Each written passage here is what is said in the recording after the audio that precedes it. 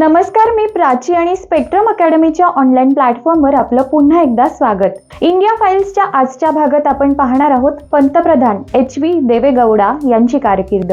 P V. Narasimha Rao सरकार जेव्हा संपले त्यानंतर निवडणुका जाहीर करण्यात आल्या होत्या. 1996च्या लोकसभेच्या या निवडणुकांमध्ये कोणत्याच पक्षाला बहुमत मिळालं नाही.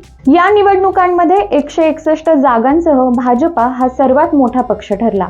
त्यानंतर काँग्रेसला 141 जागा होत्या आणि जनता दलाला अवघ्या 46 जागा होत्या. तर साहजिकच सर्वात मोठी पार्टी म्हणून भाजपला तत्कालीन राष्ट्रपती शंकर दयाल शर्मांनी सरकार स्थापनेसाठी पुढाकार घेण्यास सांगितलं. भाजपाकडे देखील त्यावेळी बहुमत नव्हतं, पण तरी देखील भाजपने आपलं सरकार स्थापलं आणि अटल बिहारी वाजपेयी भारताचे पंतप्रधान झाले. त्यांना आपले बहुमत सिद्ध करण्यासाठी 2 आठवड्यांचा कालावधी देण्यात आला होता.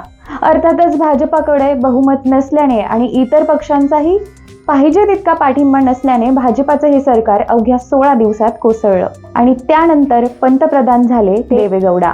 अतिशय अनपेक्षितपणे आणि नशिबाने असं म्हटलं देखील वावगं ठरणार नाही. याचं कारण असं कारण जनता दलाला फक्त 46 जागा मिळाल्या होत्या. याशिवाय 141 जागा मिळवून देखील काँग्रेसने सरकार स्थापनेचा दावा केला नव्हता.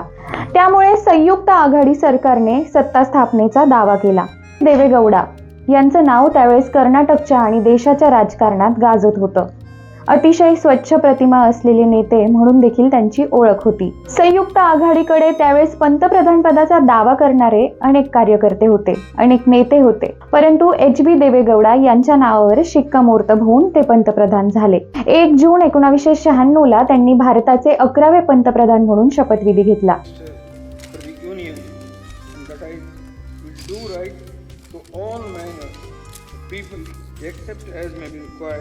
For the due discharge of my duties as Prime Minister.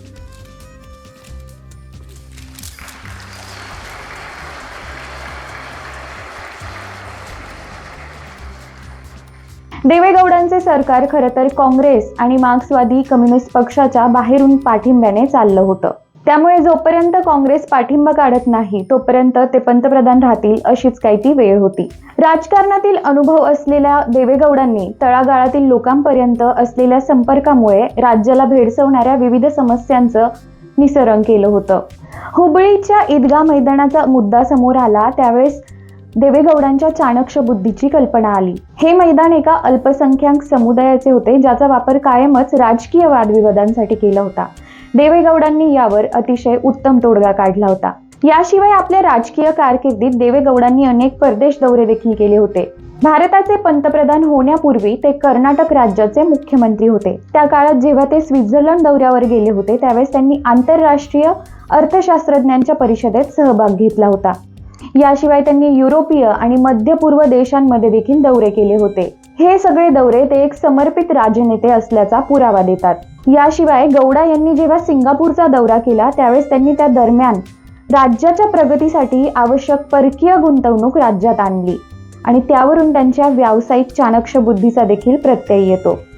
देवेगौडांचे हे सरकार 30 मार्च 1997ला जेव्हा काँग्रेसने पाठिंबा काढून घेतला त्यानंतर 21 एप्रिल 1997ला संपुष्टात आलं. यानंतर काँग्रेसने पुन्हा आपलं सरकार बनवण्याचे अयशस्वी प्रयत्न केले आणि पुन्हा एकदा संयुक्त आघाडी सरकारला त्यांनी सहाय्य केले.